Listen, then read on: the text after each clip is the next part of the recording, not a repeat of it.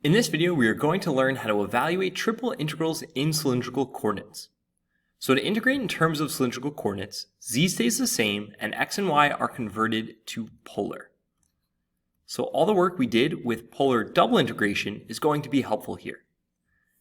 If E is the general cylindrical region defined as the set of all points x, y, z, such that x and y are in the projection of the region E, and z is bound between two surfaces of x and y, u sub 1 and u sub 2, where the projection can be defined in terms of polar coordinates r and theta, such that theta is bound from alpha to beta, and r is bound from two functions of theta, h sub 1 and h sub 2, and the function f of x, y, z is continuous on the region E, then we can define the triple integral over the region E of the function f of x, y, z dv as the iterated integral of the function converted to cylindrical, so that's going to be r cosine theta, r sine theta, z, converting dv, z stays the same, x and y go to polar, so that means this is going to be r dz dr d theta, because we need that factor of r from polar, so that's important to point out. Then in our iterated integral, we need to add bounds. So z is bound by two surfaces, u sub 1 and u sub 2. Since they're functions of x and y, they need to be converted to cylindrical. So this is going to be u sub 1 of r comma theta and u sub 2 of r comma theta. So converted surfaces. And then looking at our double integral bounds, that comes from the shadow or the projection. So r is bound from h sub 1 of theta to h sub 2 of theta. And then theta is bound from alpha to beta. So this is how a cylindrical triple integral would be set up. Right? Our inner bounds can be functions of r and theta. Our middle bound could be in terms of theta, and then our outer bounds will be constants, just like any triple integral we've set up so far. And again, best case scenario, all of our bounds are constants. That is really best case scenario, but we can make adjustments just like we did for normal triple integrals in Cartesian. Now, just to highlight one fact here, this region, the projection, is the projection here onto the xy plane, and that's how we set everything up. The solid was defined between two z equal surfaces projected on the xy plane, but we really could project this onto any of the coordinate planes. So the adjustment that we would make in that case is our dz could be dx or dy.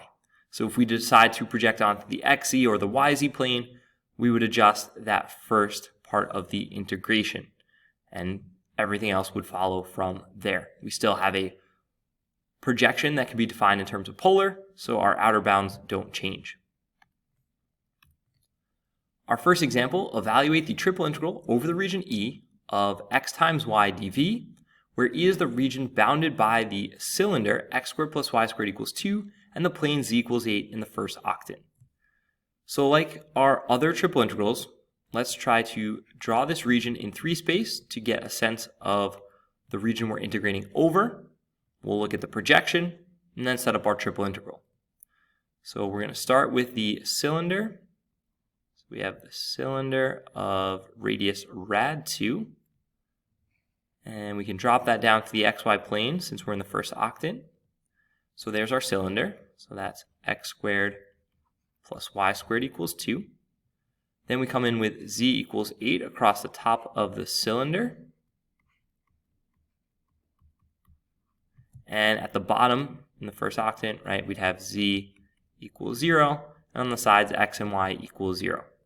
So let's try to carve out the portion that we're focused on. So it would be a quarter of the cylinder. So in blue, we'll highlight the quarter of the cylinder we're focused on. And we go along the axes as well. So that's the region we're integrating over. The shadow would be a quarter of a circle. So to highlight that on the xy plane, we have a quarter of a circle of radius square root of 2 based on the cylinder. It does make sense to define this in terms of polar, so that's where we go with the cylindrical triple integral. So setting up our triple integral, our function is x times y, so we have r cosine theta times r sine theta. dv is r dz dr d theta. So our bounds. So z goes from 0 to 8, right? The lower surface to the upper surface.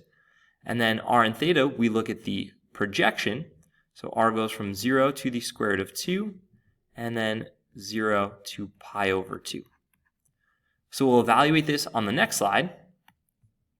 So we have 0 to pi over 2, 0 to the square root of 2, 0 to 8, r cubed cosine theta sine theta, cleaning up the integrand, and then dz, dr, d theta. The nice part about this triple integral, because all of our bounds are constants and our function can be expressed as a product of r's, thetas, and z's, we can separate.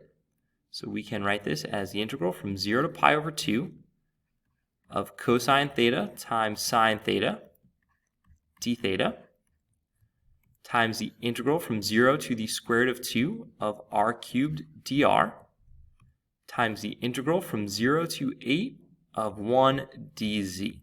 Advantage here is we are integrating simultaneously as opposed to going through each step of integration separately.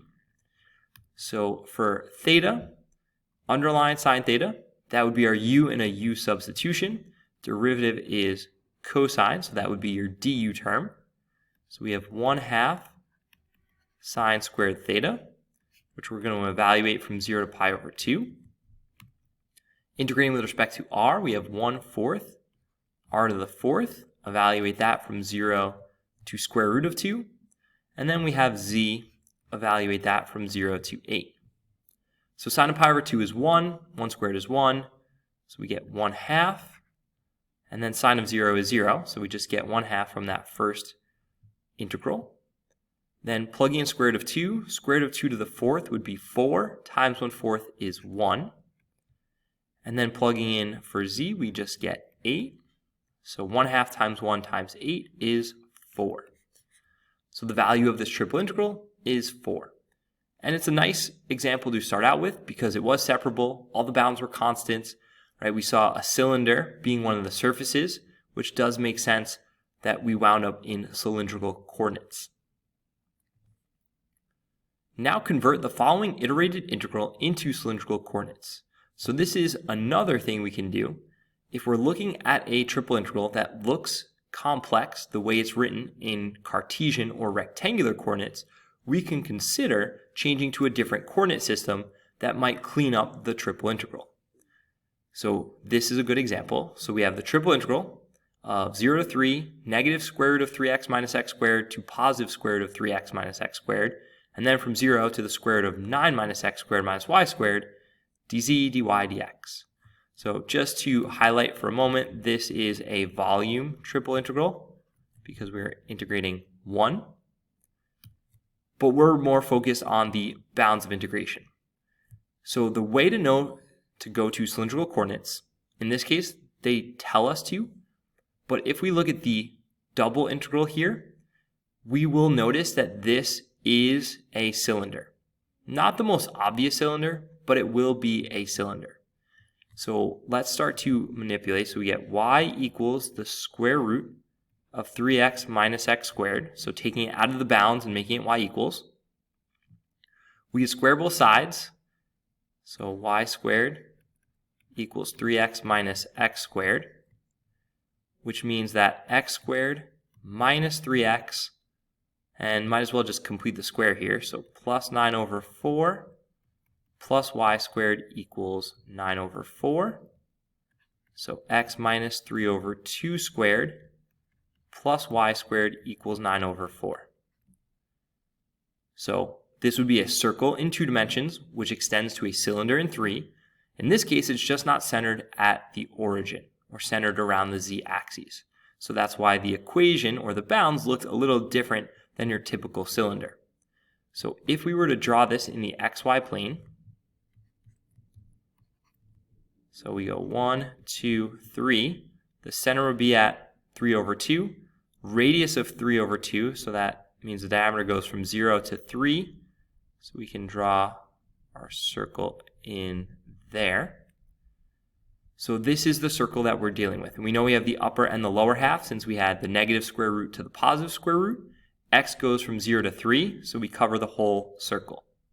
And if we look, having a circular projection definitely makes sense to define in terms of polar. Now the question is, what does the polar equation look like? So if we go here, if we move the x squared over and leave it equal to 3x, that's going to be r squared equals 3r cosine theta. And we can divide by r. That's something we normally have to pay attention to. But because the origin, or where r equals 0, the pole, is already on this graph, by eliminating one of the factors of r on both sides doesn't change our graph. We still have that point there. So this is r equals 3 cosine theta. Now, if you remember from all your polar graphing, this only takes a period of pi to finish. So we need to figure out a correct interval to define this, that is a length of pi, that would define this region. So in this case, because we want our r values to always be positive, we really want to go through quadrant 4, up through quadrant 1, and back to the pole.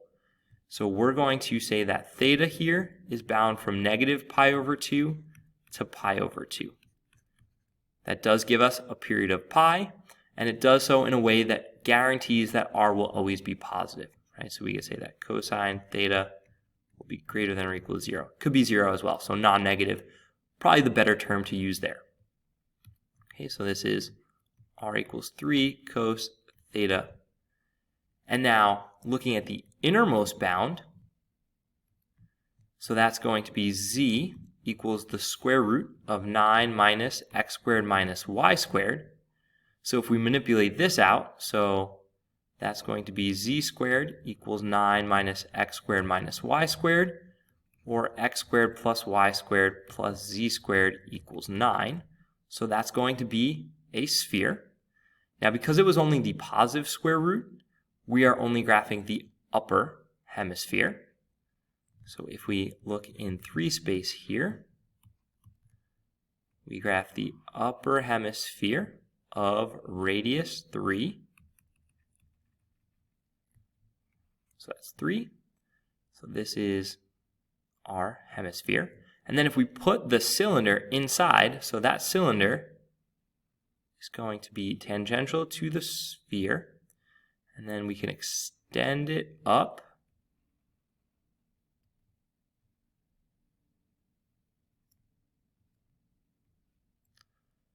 Right, so we're looking at the volume then inside this cylinder, right there inside the cylinder, and then capped on top by the sphere. Okay, so the sphere's on top, the plane z equals 0 is on the bottom, and then the sides of that region are defined by the cylinder. Just to give us a sense when we go to set up our bounds, which does mean we need to define the sphere in terms of cylindrical as well. So this would be z equals the square root of 9 minus r squared. Okay, so we have the sphere and the cylinder defined in terms of cylindrical coordinates, and we have a sense of what surface is on top, on bottom, and the sides. So now we can set up our triple integral here. So triple integral, it was just of 1, right, because this is a volume, so 1, and then we're going dz, and let me back up a step because I didn't leave myself enough room, r dz dr d theta, right, that factor of r from the polar part of our integral. So z goes from 0 to the square root of 9 minus r squared, and then r goes from 0 to 3 cosine theta. And as we established earlier, theta is going to go from negative pi/2 to pi over 2, so we cover the whole region with positive r values. So now let's evaluate that on the next slide. A few things happen here, so I want to take this integration all the way out. So if we integrate with respect to z, so we get the integral from negative pi over 2 to pi over 2, integral from 0 to 3 cosine theta of rz evaluated from 0 to square root of 9 minus r squared dr d theta. So nothing crazy yet. So integral from negative pi over 2 to pi over 2, integral from 0 to 3 cosine theta of r times the square root of 9 minus r squared dr d theta. Integrating with respect to r, if we underline the inside, that would be our u in a u substitution. Negative 2r in front, negative 2. Circle the negative 2r, that would be your du. So we have the integral from negative pi over 2 to pi over 2 of negative 1/2. And then we have 9 minus r squared to the 3/2, so times 2/3. And we're going to evaluate that from 0 to 3 cosine theta d theta. So here's where things are going to pick up a little bit. So the 2 simplify. So that's going to be equal to the integral from negative pi over 2 to pi over 2 of negative 1/3, 9 minus 9 cosine squared theta to the 3/2 plus 1/3. And if we plug in 0, 9 to the 3/2 d theta. And at this point, we're looking at an integral that looks quite complex that might not even be integrable based on how it's written. So we have to do a little bit of simplification. So if we focus on the 9 minus 9 cos squared theta, we can use a Pythagorean identity to replace this with 9 sine squared theta. And the advantage of doing so is we can actually raise this to the 3/2 power and get a simpler expression out. So this is going to be the integral from negative pi over 2 to pi over 2 of, so let's just focus on the 9 first. So square root of 9 is 3, to the 3rd is 27, times negative 1/3 would be negative 9. And then go through that same process with sine squared. So the square root would be sine, and then to the 3rd, so sine cubed theta. And then plus 9, similar set of steps, d theta. So we were able to simplify, but that still leaves us with a sine cube that we need to integrate. So that requires us to express this as sine theta times sine squared theta. So sine theta times 1 minus cosine squared theta with that Pythagorean identity. So it's almost like we went full circle here. So then that's going to be equal to the integral from negative pi over 2 to pi over 2 of negative 9 sine theta plus 9 sine theta times cosine squared theta plus 9 d theta. So now integrating with respect to theta, we get 9 cosine theta. Cos theta would be our u. du would be negative sine theta. So put a negative in front of the 9.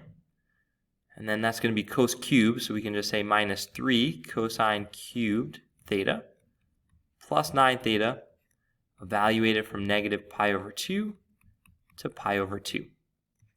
And finally, it gets a little bit easier. Plug in pi over 2, cosine is 0, so we have 9 pi over 2. And then plug in negative pi over 2, still have cosine values of 0.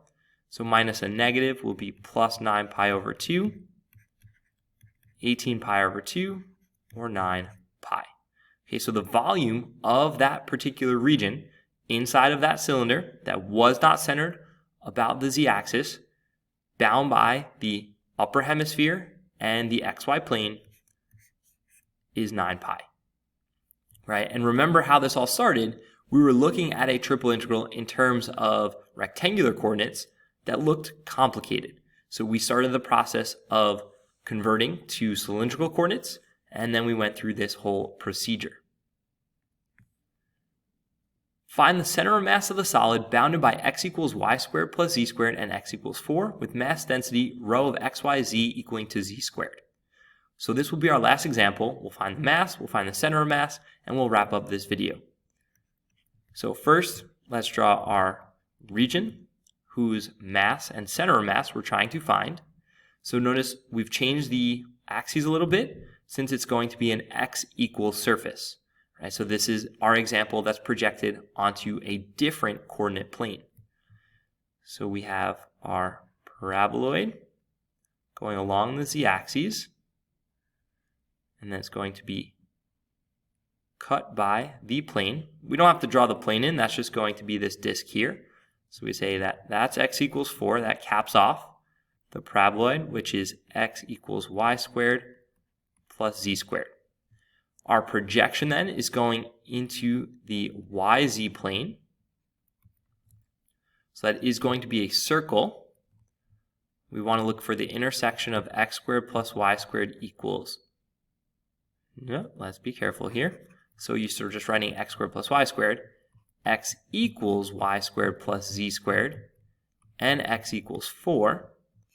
If we find that intersection, that's just going to be 4 equals y squared plus z squared. So we have a circle of radius 2 as our projection or our shadow. That does make sense to define in terms of polar. Right? We're able to go around the whole region pretty easily. So now we can set up our bounds of integration. But before we do that, when we're in the YZ plane, we have to make adjustments to our conversions. So here, because I used y in place of the x-axis, we could say that y is our cos theta, and then z, being in place of the y-axis, will be our sine theta. So we're establishing new conversions here because we're on a different coordinate plane. So z squared then is r sine theta squared as a mass density function. So now we can go set up our bounds. So we have the triple integral of r sine theta squared r dx dr d theta. Right? Notice dx now, based on the way the surfaces were defined. We do need to convert x equals y squared plus z squared to polar or cylindrical, however we want to think of it. So x equals r squared will be our equation. So we're going to go from r squared to 4, and then 0 to 2, 0 to 2 pi. So here is our mass, right? So this is our mass. We'll evaluate that here because we're going to need this value to find our center of mass. So integrating with respect to x, so we have integral from 0 to 2 pi, integral from 0 to 2. Can't separate because there's that r squared on the inner bound. So x r cubed sine squared theta. Evaluate that from r squared to 4 dr d theta. So we have the integral from 0 to 2 pi, integral from 0 to 2 of 4 r cubed sine squared theta minus r to the 5th sine squared theta dr d theta. Here we can separate because we can write this as sine squared theta times 4r cubed minus r to the 5th. So we can separate here. So integral from 0 to 2 pi.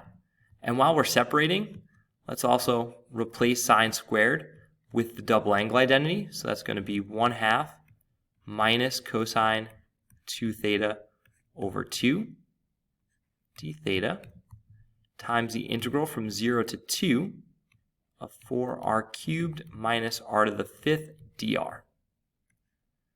So integrating with respect to theta, we get theta over 2 minus, would be a u sub, so 2 theta would be our u, du would be 2, so a factor of 2 in the denominator. 2 is our du, so minus sine of 2 theta over 4, 0 to 2 pi. And then we have r to the fourth minus 1/6 r to the sixth. Evaluate that from 0 to 2. So if we plug in 2 pi, we get pi. Sine of 4 pi would be 0. And then plug in 0, we'd have 0 and 0. So we just get pi from the theta integral times 2 to the fourth. So that's going to be 16 minus 64 over 6 will be 32 over 3. So 48 over 3 minus 32 will be 16 pi over 3 for our mass. Okay, so that's our mass. So now we need to find our moments to find center of mass. So we'll start by finding the moment about the yz plane. So we multiply by x, which is the distance from the yz plane. If we integrate all this out, which we do not need to do the whole thing here, we are going to get 16 pi. And remember, our mass was 16 pi over 3. So x bar, the x coordinate of the center of mass then, is going to be 16 pi divided by the mass, so I'll multiply by the reciprocal. So the 16 pi and the 16 pi will reduce to 1, so that's equal to 3. Now, you'll notice I didn't write any of the other moments out, and that's because we have some symmetry we can use to our advantage here. So y bar is going to be 0, as well as z bar. Okay, and this is due to the symmetry of both the region and the density. Right? So the region is symmetric about the x-axis, so it does make sense that the y and z coordinate would be 0 to be on the x-axis. And then the way the density is distributed inside of that region is also symmetric about the x-axis. So those two facts combined allow us to conclude that y bar and z bar will be 0 and avoid more integration. So then that tells us that the center of mass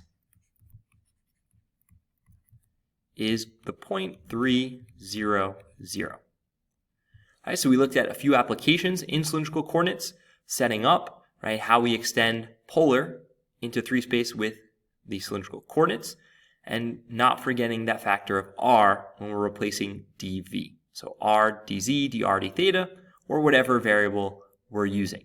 So practice with this. Make sure that you understand all the nuances of setting up the bounds and those trig integrals. Right? I wanted to make sure to hit both a cubed and a squared trig function to practice those integration techniques. And I'll see you in the next video.